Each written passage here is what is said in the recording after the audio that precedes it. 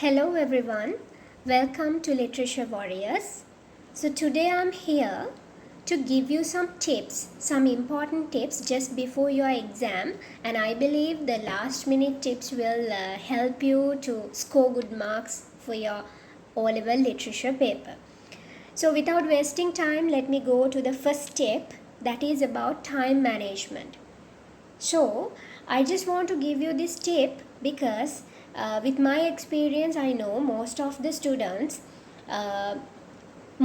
students fail to get a good mark just because they can't manage time. So, as you know, in your paper you have context questions and essay type questions. So, you have 6 context questions from poetry, prose, and drama, and 1 from the novel.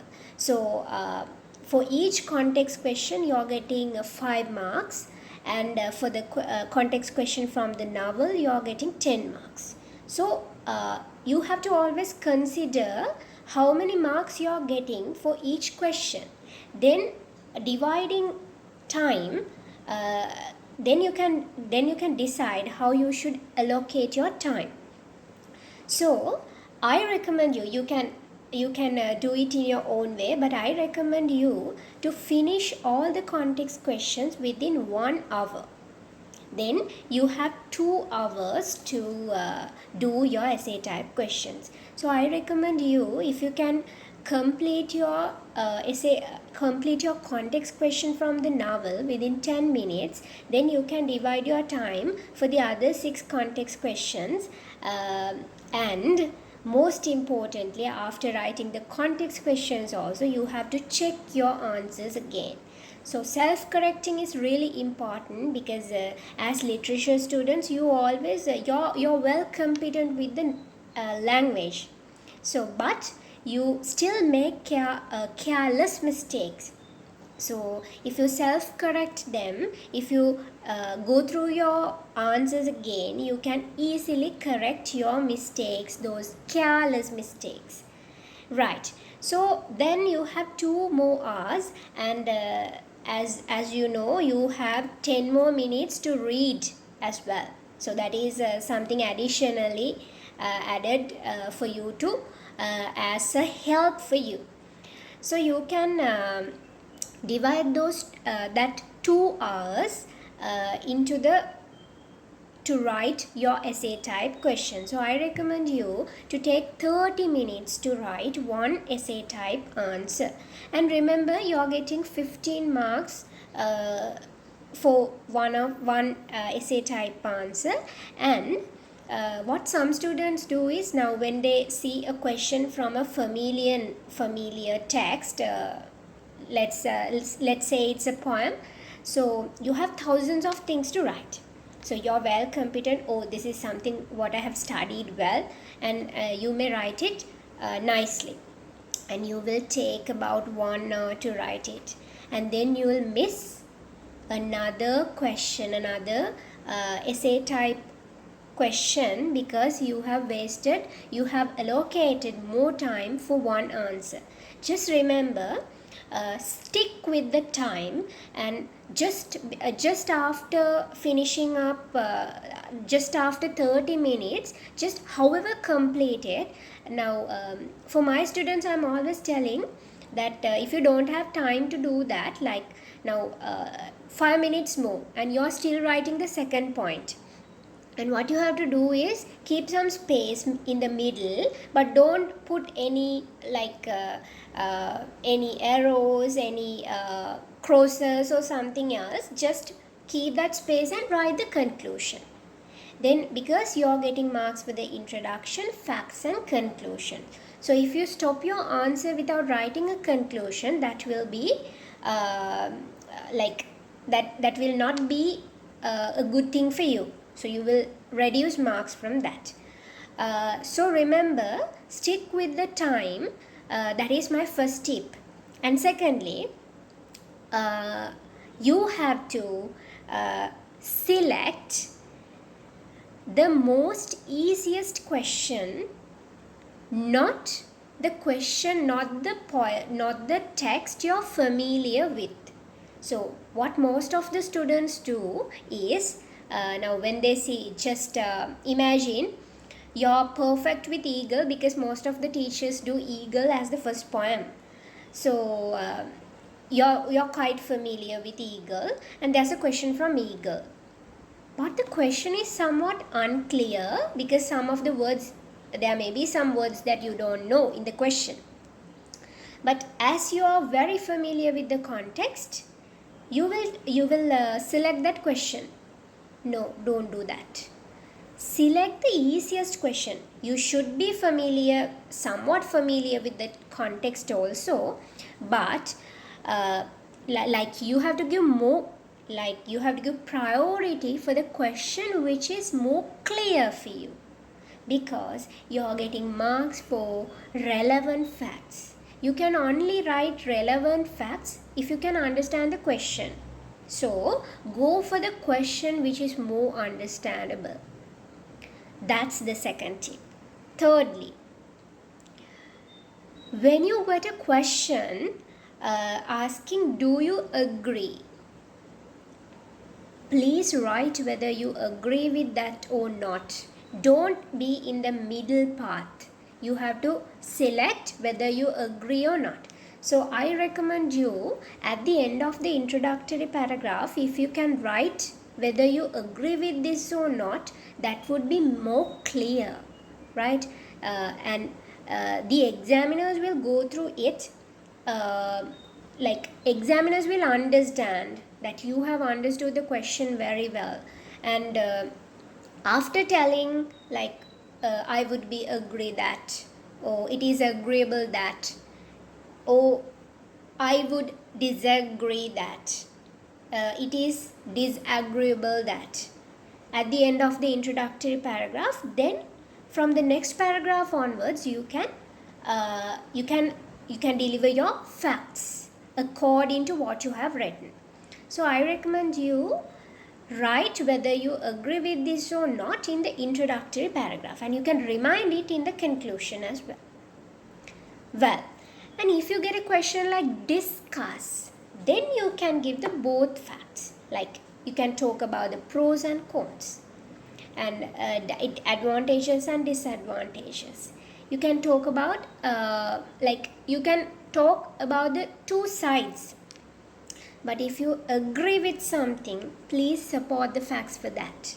If you disagree, please support the facts for that. Don't be in a middle path if the question is, do you agree? Well, the next tip is use sentence connectors. So always try to connect your paragraphs, sentences appropriately, because you're getting marks when you write a complete answer. There should be a collaboration. There should be a syntax. There should be the sentences, the paragraphs should be connected. Otherwise you can't write a paragraph finishing up a paragraph, then starting it at once, it would be not suitable, right? So use sentence connectors like however, in addition, moreover, furthermore, so many. And when you write the conclusion, remember to use the concluding connectors like in conclusion, to summarize, in brief. So use some academic words as much as possible. And then if you state something, just write like it is obvious that, without any doubt. So use some academic words, list of academic words. Always remember to use the sentence connectors. Well, so the tips are actually over, and I just want to remind you, how do you get marks for the context questions and the essay type questions. So this is what is given in the marking scheme. So the examiners mark your answer according to the marking scheme. So briefly, for the context questions, the examiners are checking your knowledge and identification. whether you have identified the text, and your comprehension skills, whether you have understood what is here, and application, whether you have applied what you have understood, and the evaluation, right? So those skills have been tested, and if I talk more about that, it says candidates must be able to identify accurately the text and the author. So that is the knowledge identification. Understand the relationship within the given extract. Familiarity with the situations, events, characters, and their interrelationships and references. So that is really important. Infer meaning from the given extract. Infer meaning. So that is the application of what you have comprehended. Respond to and demonstrate sensitivity to the extract. Usually there are questions like, what is the attitude of the speaker? What is the tone? So that is the sensitivity towards. You have to feel for the context. Well, so those are the context questions, and you actually get marks for these things, right? Identification, comprehension, application, and your answer should be a kind of a critically evaluated answer. Well, for the essay type questions, you're getting marks for the identification, that means the knowledge, comprehension, application, analysis, synthesis, what I have told you, evaluation. Okay, so if I talk more about them, it says, the marking scheme says, candidates should be able to demonstrate that they have the ability to analyze and address the question. Analyze and address the question. So what I was always telling is, address the question. Don't be irrelevant, right? Select relevant content and organize an answer relevant to the question. Relevance is really important. Though you have studied thousands of things about the context, here you have to use some relevant facts for your answer. Then, familiar with the text and quote relevantly and appropriate at appropriate moments to build up an argument. So you have to always make an argument. Literature is all about analyzing, criticizing. So you may be agree with this or not. So there should be arguments. Comprehended and appreciated the text, and so can write the understanding and confidence. So comprehended text, that's why I told you, when you select the question which is more understandable. Then the candidates should be able to write with correct grammar and spellings. So as literature students, I guess that you're perfect in that. So as you make careless mistakes, I recommend you to go through your answers again. Just allocate 10 minutes to read your answers again. That is really important. Don't think it is a wastage of time, right? Okay. Then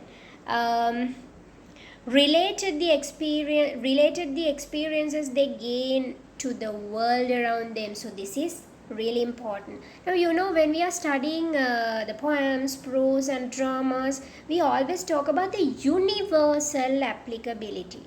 That is what you need. So we learn about a theme, and we apply that to our real life situations. We always talk about there are such people in this world as well, in our society as well. So that is really important. Well, so then looked critically at the text and the experience gained by it. Critical evaluation. That is what we are doing in literature. So remember all these things, you are getting marks for these things. So just when you are writing the answer, think whether you have critically analyzed, whether you have used the relevant quotations, whether you have used relevant facts. So whether you have written something that you want. You can't write something what you want, right? Now for most of the students, what happened is they study a lot, and they have a lot of things to write, so they wanted to write everything what they have studied. No, you have to select only the relevant facts for the question.